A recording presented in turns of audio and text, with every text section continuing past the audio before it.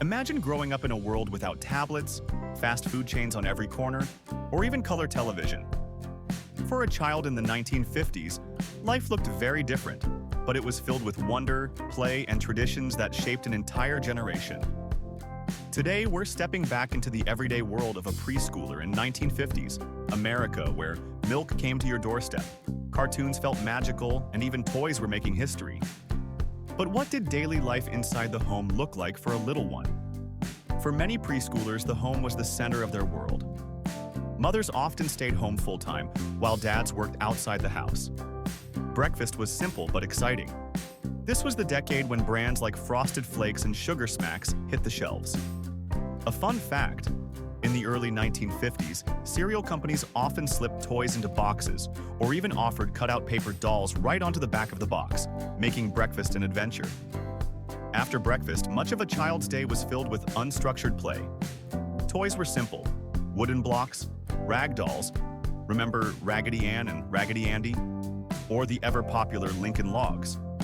But the post-war boom in plastics meant brighter, shinier toys began filling toy chests. In fact, Fisher-Price introduced some of its most iconic preschool toys in the 1950s, like the Corn Popper push toy and the Goofy telephone that are still around today. Stepping outside, you'd find kids turning the neighborhood into their playground. Fresh air and movement were a big part of playtime. Little ones rode tricycles up and down the sidewalks, played hopscotch on chalked driveways, or chased hoops and balls through the neighborhood. It was a time where many lifelong friendships were created. 1952 brought a toy that changed everything: Mr. Potato Head. At first, children had to stick the funny faces into real potatoes because the plastic body didn't come until later. The change to plastic potatoes came about in 1964 because of parents' complaints about spoiled vegetables and more than a few smelly toy boxes. Did you know that Mr. Potato Head made history by being the very first toy to be advertised on television and aimed directly to children? It was a move that reshaped toy culture forever, but looking the part was just as important as playtime. Preschoolers in the 1950s were often dressed like mini adults.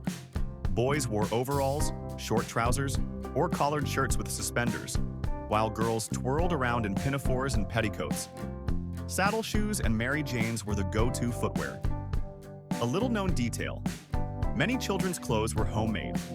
Sewing machines were common in households, and mothers often copied styles from catalogs, giving kids a polished look even on a budget. And what about those first steps into school life? Preschool wasn't universal, but it was slowly becoming popular in bigger cities.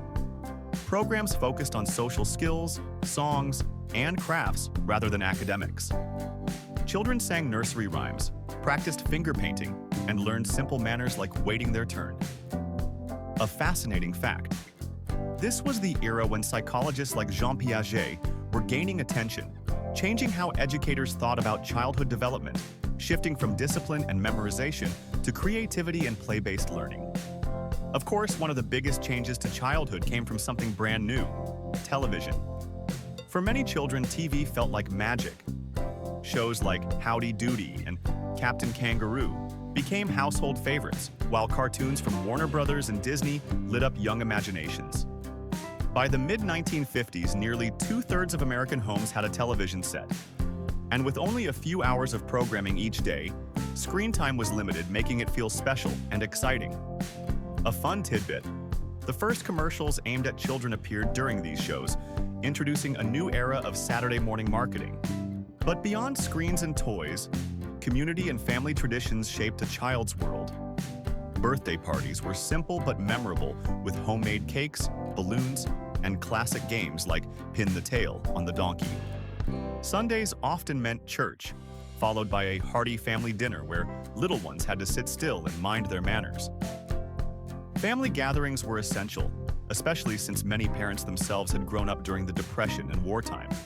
They wanted their children to enjoy a sense of stability, abundance, and tradition that hadn't been possible just a decade earlier.